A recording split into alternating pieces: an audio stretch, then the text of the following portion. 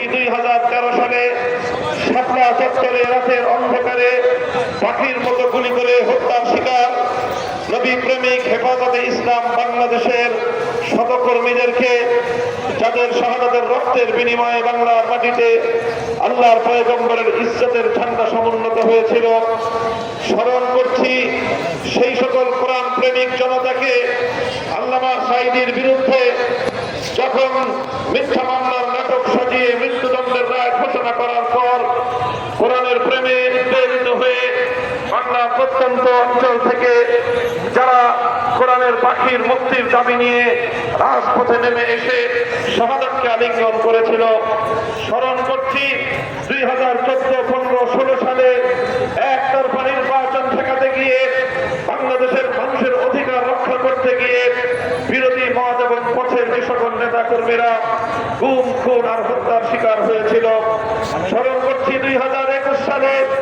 স্বাধীনতার সুবর্ণ জয়ন্তী উদযাপনের সময়ে মুসলমানদের রক্তে রঞ্জিত গুজরাটের কসাই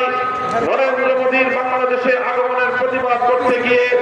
হেফাজতে ইসলাম বাংলাদেশের যে সকল নেতাকর্মী শাহাদাত বরণ করেছিলেন।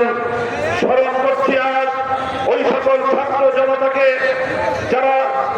2024 সালের জুলাই এবং আগস্ট মাসে ফ্যাসিবাদের বিরুদ্ধে চূড়ান্ত লড়াইতে অবতীর্ণ হয়েছিল। সকল ভয় ভীতিকে উপেক্ষা করে আবু সাঈদরা যখন বুক পেতে দিয়েছিল জালিমের বুলেটের সামনে, জালিমের বুলেটের আঘাত আবু সাঈদ হত্যা করেছিল ঠিক, কিন্তু আবু সাঈদকে পরাজিত করতে পারেনি। মৃত আবু সাঈদ বিদ্রোহের দাবানল ছড়িয়ে পড়েছিল। আর এভাবেই অকল্পনীয়ভাবে ধারণাতীতভাবে বহির্দেশে ভিন দেশে শক্তির এজেন্ট হিসেবে বাংলাদেশের ক্ষমতার মস্তককে জবরদখলকারী 15 বছরের স্বৈরাচারী যুগের ফেরাউন জালিম শাহী শেখ হাসিনা বাংলার মাটি থেকে পালাতে বাধ্য হয়েছিল। সেই সকল শহীদদের রুহের মাগফিরাত কামনা করি এবং তারা সেই উদ্দেশ্যে, মহৎ উদ্দেশ্যে বৈষম্য বিরোধী একটি